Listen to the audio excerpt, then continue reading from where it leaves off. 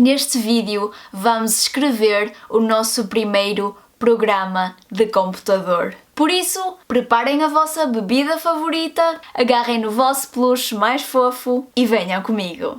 Olá pessoal! No último vídeo nós falámos de recursividade e, mais especificamente, no problema das torres de Hanoi. Antes de voltarmos à vaca fria, vou aproveitar para vos contar a história deste quebra-cabeças.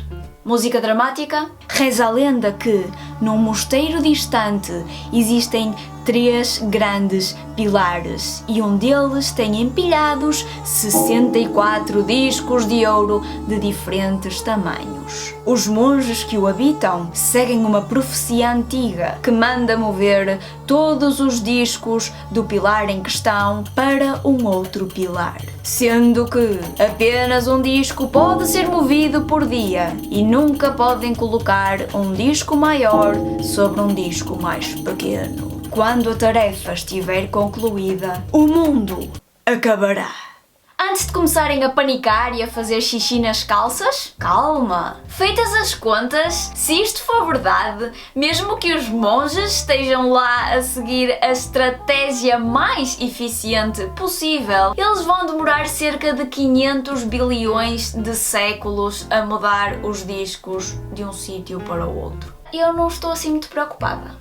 O objetivo deste vídeo é escrevermos um programa de computador que resolva o problema das torres de Hanoi.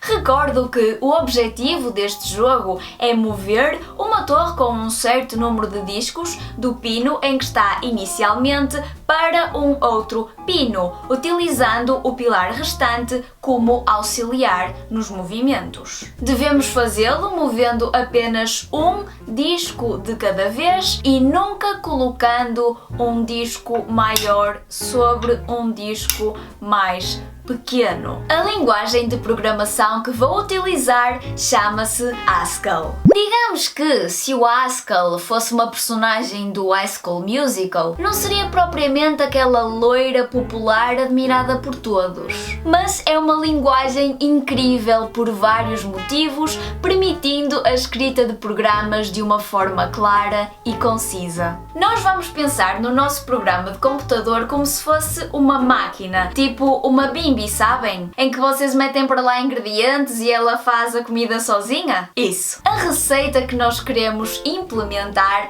é a resolução do jogo das torres de Hanoi.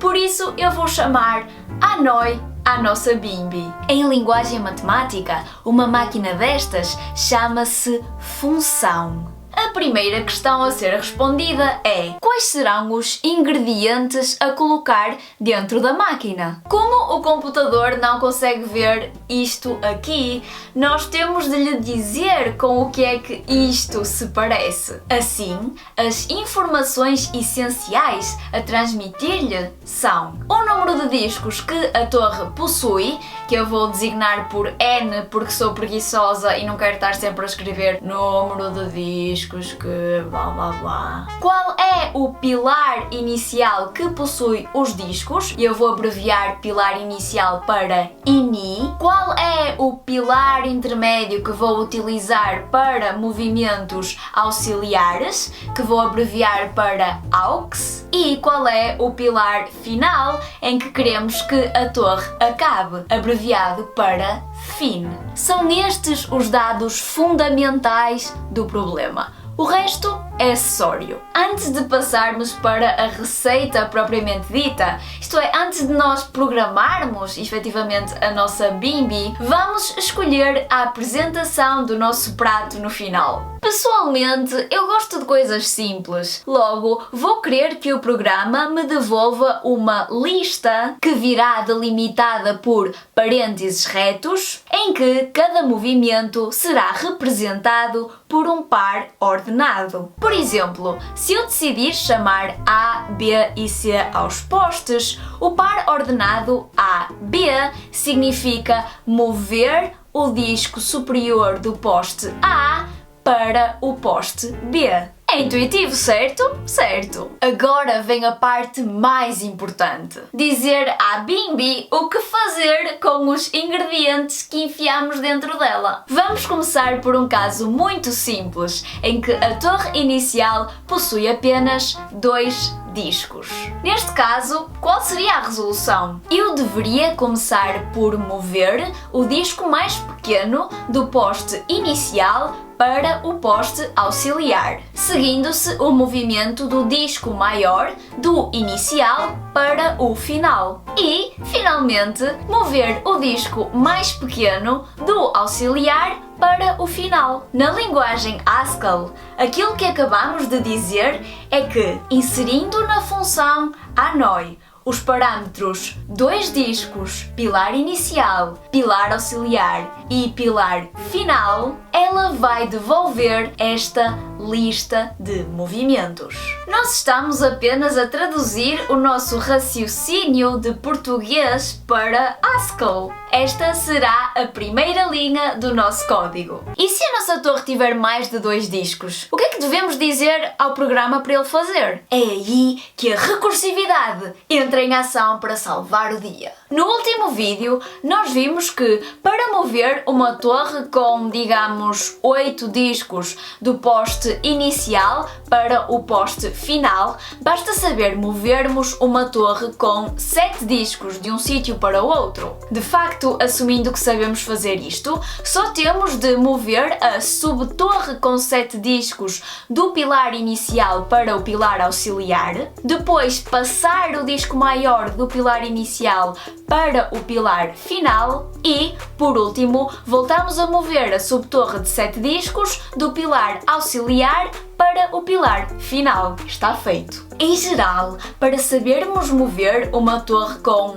N discos, em que N é um número qualquer, nós só precisamos de saber mover uma torre com N-1 discos, fazendo exatamente aquilo que eu acabei de explicar. E é exatamente isso que vamos dizer ao nosso programa para fazer. Após colocarmos os ingredientes número de discos N, poste inicial INI, poste auxiliar AUX e poste final FIN na nossa Bimbi ANOI, vamos dizer para ela determinar a lista de movimentos que permite mover a subtorre com N-1 discos do poste inicial para o poste auxiliar, utilizando o poste final como intermediário. Reparem que esta movimentação da subtorre vai envolver muitos passos intermédios, porque nós não podemos mover aquele monte todo de uma vez. Depois, queremos acrescentar o movimento que corresponde a passar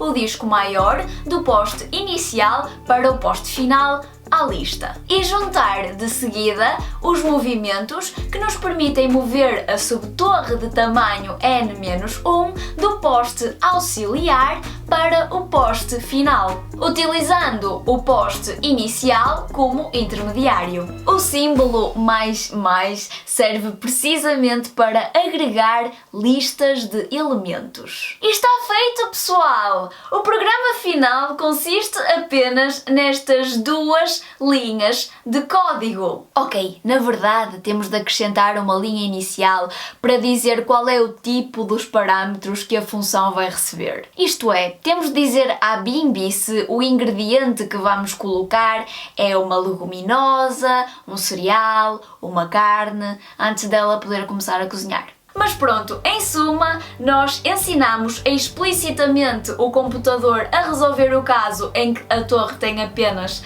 2 discos e depois deixamos a magia da recursividade acontecer e tratar do resto. Vamos ver um exemplo. Imagina que eu quero resolver o problema das torres de Hanoi com uma torre de 4 discos e resolvo chamar A ao poste inicial, B ao poste auxiliar e C ao poste final. E o que é que o programa vai fazer? Como nós temos mais do que 2 discos, ele vai recorrer a esta segunda instrução que nós lhe demos. Portanto, agora, sempre que aparecer N, nós vamos meter um 4. Sempre que aparecer INI, vamos meter um A. Sempre que aparecer AUX, vamos meter um B. E sempre que aparecer FIN, vamos meter um C, obtendo esta coisa concreta aqui. Utilizando a mesma receita, nós agora colocamos estes parâmetros na Bimby e vamos obter estes resultados. Agora, o programa já só tem de resolver problemas de torre de Hanoi em que a torre tem apenas 2 discos. E nós dissemos-lhe tintim por tintim como fazer isso. Nós dissemos-lhe, ok, no caso em que tu tens uma torre com 2 discos, tu cospes esta lista. E pronto, o programa vai saber quais são as listas concretas que vai ter de colocar. E agora vamos andar para trás. Sempre que aparecia Hanoi 3, blá blá blá, nós agora vamos substituir por aquilo que já temos concretizado. E chegamos ao final com a concatenação de várias listas de elementos. Por isso é só juntarmos estes elementos todos e já temos a resposta final, que é esta lista aqui com 15 movimentos. Tcharam! Eu sei, malta, nós suámos um bocadinho, mas está feito! Chegamos ao fim com um programa que resolve problemas de torre de Hanoi, que é tipo incrível, porque eu agora posso resolver o problema com 5 discos, com 8 discos, opa, é o que me apetecer, ele que trabalha. Tudo o que tivemos de fazer foi estruturar o nosso pensamento e passar para uma linguagem de computador a estratégia que tínhamos delimitado no último vídeo. E foi pelo facto de no vídeo anterior nós termos considerado o caso base com uma torre de 2 discos, que aqui eu também considerei o caso base como sendo n igual a 2. Isso aí não é muito habitual em programação e sei que há programadores por aí que têm vontade de me atirar pedras, porque normalmente considera-se o caso base sendo n igual a 0 ou n igual a 1, mas eu acho que isso ia ser mais confuso, por isso olha, perdoem-me. E para terminar o vídeo, como prometido, nós gostaríamos de congratular o Diogo André Alagador pela solução submetida ao desafio do vídeo anterior. Houve várias pessoas a terem a ideia correta para resolver o problema, mas uma escolha tinha de ser feita. Muitos parabéns a todos os que solucionaram o desafio e parabéns também aos que tentaram. Nunca se esqueçam que tentar é o primeiro passo para conseguir.